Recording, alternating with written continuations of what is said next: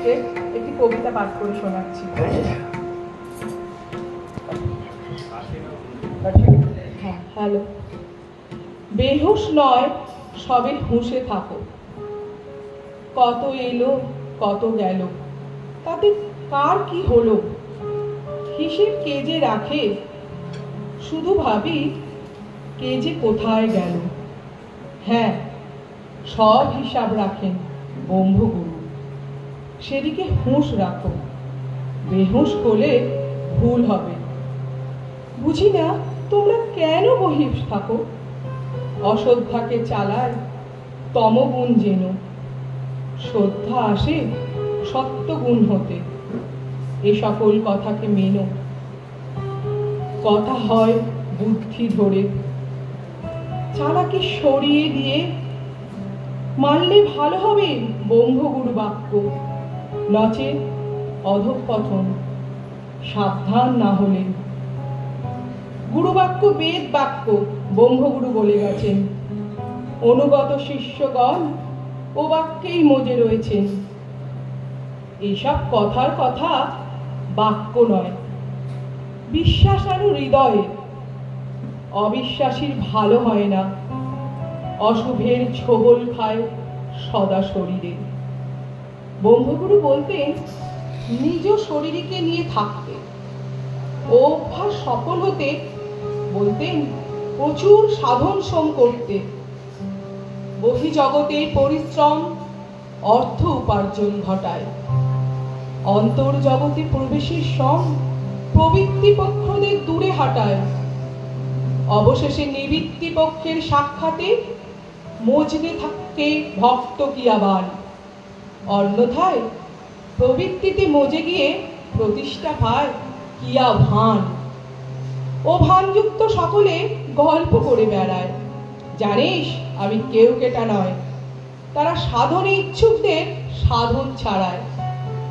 ব্রহ্মগুরু বলে গেছেন সাবধানে সাধন করে চলো, গুরু শিক্ষা শ্রেষ্ঠ শিক্ষা, এ শিক্ষা মানো ও সবারে বলো।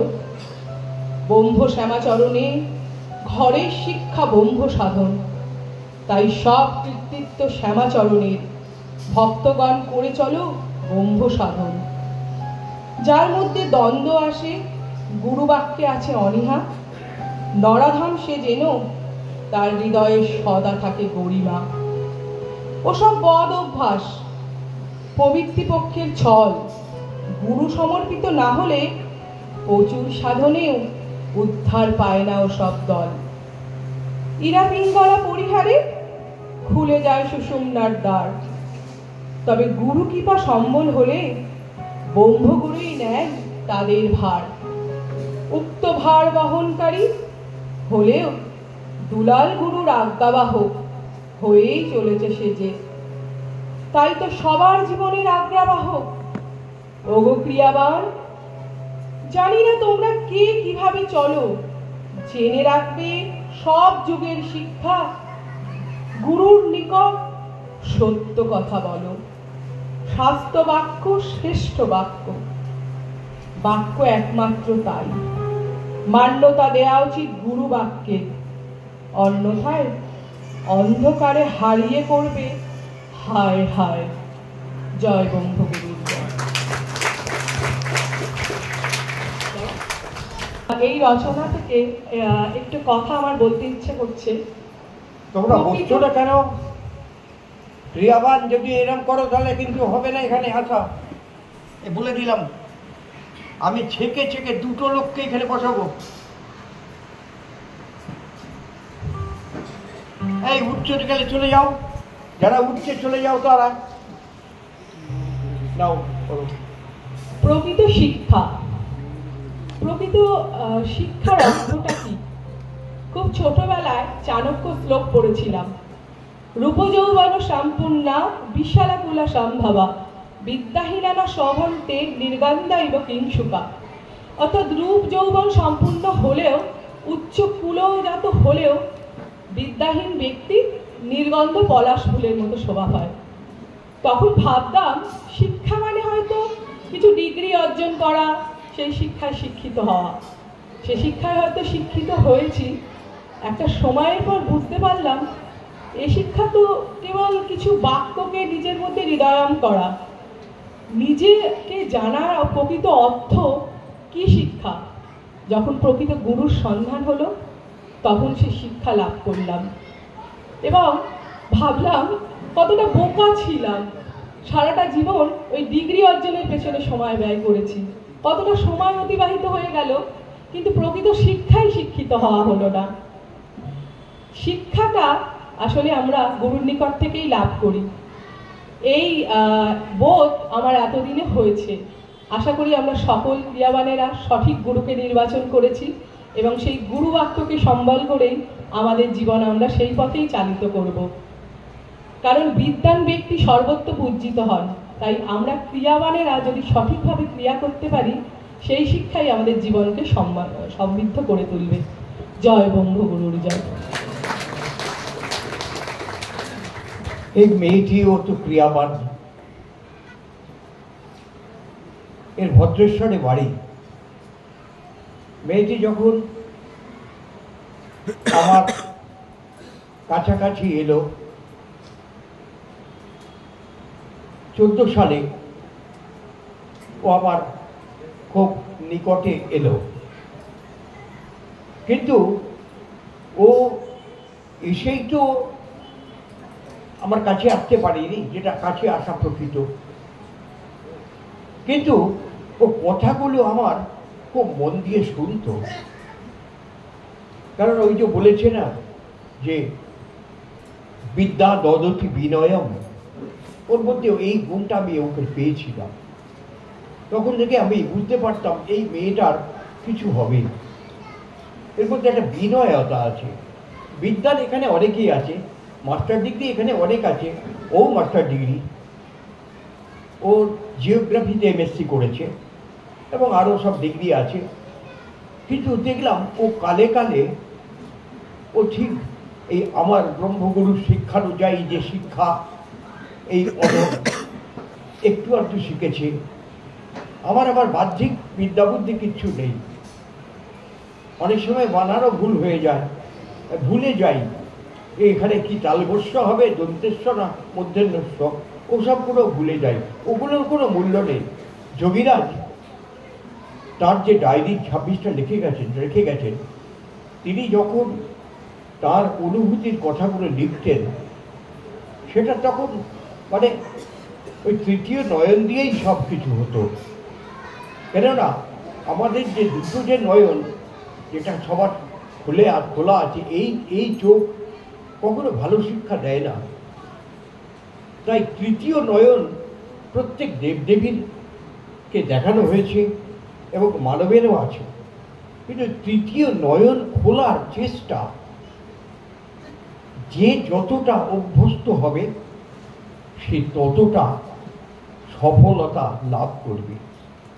তা ওই তৃতীয় নয়নের কাজে ও লিপ্ত হয়েছে। আমাদের এই যোগ সাধনের মূল শিক্ষাটাই তৃতীয় নয়ন ধরে। কি করে তাকে খোলা যাবে? প্রথম দিন যেদিন দীক্ষা পাওয়া যাবে সেই দিনেতেই তাকে খুলে দেওয়া হবে। এ কারণেই বলা হয়েছে চক্ষুরুন্মিলিতং যেন তস্मै শ্রী গুরবে নমঃ। মা তুমি ঘুরছো কেন? তাড়াতাড়ি বসো।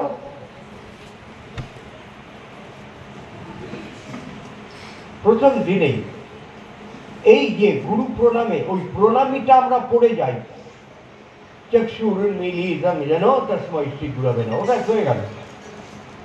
এই গানটা যে ব্রহ্মসত্য জগৎটা, এখানে অনেকের মুখেতেই দেখছি তার ঠোঁটটা নড়ছে। এই গানটা গাইছে, মুখস্থ করেছে, কিন্তু অর্থ বোঝে না। অর্থ যেটুকু বুঝবে একটা লাইন পড়ো, বেশি পড়তে হবে না, একটা লাইন পড়ো, এই একটা লাইনের অর্থটা আগে বুঝো, তারপরে তুমি দ্বিতীয় লাইনে যাবে। রামপ্রসাদ যে বলেছেন সংসার ধর্ম বড় ধর্ম মা, তাই পারি না ছেড়ে যেতে, অত হালকা কথা উনি বলেননি।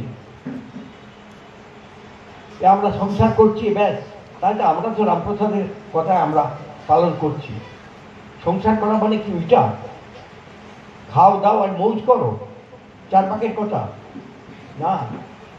আর সন্ধ্যেবেলায় টিভি খুলে বসো আর মোবাইলটা সামনে রাখো, এগুলো সব অধঃপতন এনেছে আমাদের। আমার গুরুদেব বারে বারে বলে গেছেন, দুটো করে রাক্ষস প্রত্যেকের ঘরে ঘরে ঢুকে গেছে, একটা মোবাইল আর একটা টিভি। এই দুটো যে কতটা অধঃপতন এনেছে বিশ্বকে, সারা পৃথিবীর মানুষকে, সেইটা মানুষের ক্ষেত্রে চেতনাটা আসুক, এই প্রার্থনা এই আশ্রম থেকে আমরা করি। অন্য কোনো আশ্রমে এসব শিক্ষা নেই বললেই চলে। অর্থাৎ আমাদের আলটিমেটলি শান্ত হতে হবে। তাই এই সমস্ত বিষয় নিয়েই আমার ব্রহ্মগুরু এই অধমকে মাথায় দেন এবং লেখনী কার্যের মাধ্যমে সেগুলো লেখা হয়। এই সমস্ত কিছুই সব ব্রহ্মগুরুর কৃপায়। আর আমি পেয়ে গেছি যে ছেলে কৃষ্ণেন্দু, আমার অসিত আর শঙ্কর। শঙ্কর আমাদের অনেক পরেতে এসেছে, কিন্তু ও কিন্তু এই গান যখন শুরু হয়ে গেল তখন কিন্তু ওরও ভূমিকা আছে এই গানের মধ্যে। কেননা এই সুর বা এই যে রেকর্ডিং ইত্যাদিতে এরা তিনজনের এই তিনটে মাথা কাজ করেছিল, তাই এদের কাছে আমি চিরকৃতজ্ঞ। এবারে আমরা যে অনুষ্ঠানে যাব সেই অনুষ্ঠানের একটু ভূমিকা, যেহেতু আমাদের ঘড়িতে আমরা ডট টাইমে কাজ করি, 7:15 আমরা শুরু করবো, তোমরা রেডি হও। শীতলা মাতার যে আমাদের বিগ্রহ এখানে মা আছেন, এই আর 5 জায়গায় যে শীতলা মন্দির, শীতলা বিগ্রহ প্রতিষ্ঠা ঠিক সেভাবে এখানে গড়ে ওঠেনি। সেইটাই মায়ের জীবনী বইয়ে লেখা আছে, আপনারা দয়া করে একটু পড়ে নেবেন। ওটা শুধু আপনাদের বোঝানোর জন্য, হৃদয়ঙ্গম করানোর জন্য, যে কি অবস্থায় থাকলে মানুষ অমনভাবে এই সুযোগগুলো পায়। মায়ের জীবনটা আর কতদিন আর থাকবে, হয়ে তো এলো প্রায়। স্ট্রোক হয়ে গেছিল মায়ের 18 সালে, কিন্তু তখন গুরুদেব ফিরিয়ে আনলেন বাবাকে, আমার মাকে। বাবা ব্রহ্মগুরু 17 সালে চলে গেলেন। 18 সালে মাকে যখন নিউরো সায়েন্স সব ক্যালকাটায় ভর্তি করলাম, আর আমি তো খালি কেঁদেই যাচ্ছি যে মা চলে যাবে তুমি, আমি কাকে নিয়ে থাকবো। কারণ আমার যে এই যে মা বেটার যে সম্পর্ক, এটা আমি তো বলবো কেউ বোঝে না। যারা খুব গভীরভাবে আশ্রমে আসে তারা বোঝে, তারা বোঝে। এটা পৃথিবীর একটা ইতিহাস একদিন লেখা হবে পৃথিবীর বুকে। এই যে মা ছেলের সম্পর্ক, এই যে গুরু শিষ্যের সম্পর্ক, এটা যে কি গভীর তত্ত্ব লুকিয়ে আছে, এগুলো অনুধাবন করার ব্যাপার। কেউ কারোকে শেখাতে পারবে না। এটা পুরোপুরি নিজেকে হৃদয়ঙ্গম করতে হবে। এই সাধনের মূল তত্ত্ব কিন্তু অবহেলাকে আর দুর্বলতাকে পরিত্যাগ করতে হবে, মানে একদম ছেঁটে ফেলে দিতে হবে। আমি খুব ক্লান্ত, আমি এখন পারবো না, ওই ক্লান্তিটাকে লাঠি মেরে সরিয়ে দিতে হবে। গুরুদেব বলেছেন কোনো ক্লান্তি নেই, শরীর যতক্ষণ আছে, আমার তো শক্তি আছে, তাই তো বেঁচে আছি। তাহলে আমি কেন সাধনটাকে না ঘুমিয়ে সাধন করবো না, না খেয়ে সাধন করবো না, না আমি ফালতু চিন্তা করে, না টিভি দেখে, না সিনেমা দেখে, না আড্ডা মেরে আমি সাধনটা কেন করবো না? এই ভাবনাটা খুব হৃদয়ঙ্গম করো। এই দেখছি ছটফটানি, একটু বসলো আবার উঠে গেল, কেন? এত ছটফটানিতে ক্রিয়া হবে না, শূন্যে যেতে হবে। শূন্যের উপরে 225 পাতায় যে কবিতাটা লেখা আছে, ওটা আমি বারে বারে পড়ে যাচ্ছি, তবুও যেন আমার আশা বেরছে না। অথচ এই অধম চাকরের হাত দিয়ে বাবা লিখিয়েছেন 225 পাতার কবিতা শূন্যের ওপরে, আজকে আলোচনা হয়েছে। কাজেই এই যে শীতলা মা, তার তো একটা ভূমিকা আছে। তিনি ধরাধামে কিভাবে নেমে এলেন, কখন এলেন, কাকে কেন্দ্র করে এলেন, সবই এক। এক হচ্ছে, আমি বলছি ভগবান কৃষ্ণ বলেছেন না, আমি এক বহু হয়েছি, বহু আবার এক হব, এর তাৎপর্য ইত্যাদি সব বিশ্লেষণ আমাদের আজকের অনুষ্ঠানের মধ্যে দিয়ে আমাদের এখানে পরিবেশিত হবে। আপনারা খুব শান্ত হয়ে শুনুন, সবাই বসুন, দয়া করে আপনাদের কাছে আমি করজোড়ে নিবেদন করছি। আর যার ইচ্ছা হয়েছে এখান থেকে চলে যান, কোনো অসুবিধে নেই, কিন্তু এই অনুষ্ঠানটা শুনুন ভালো করে। জয় ব্রহ্মগুরু, জয়।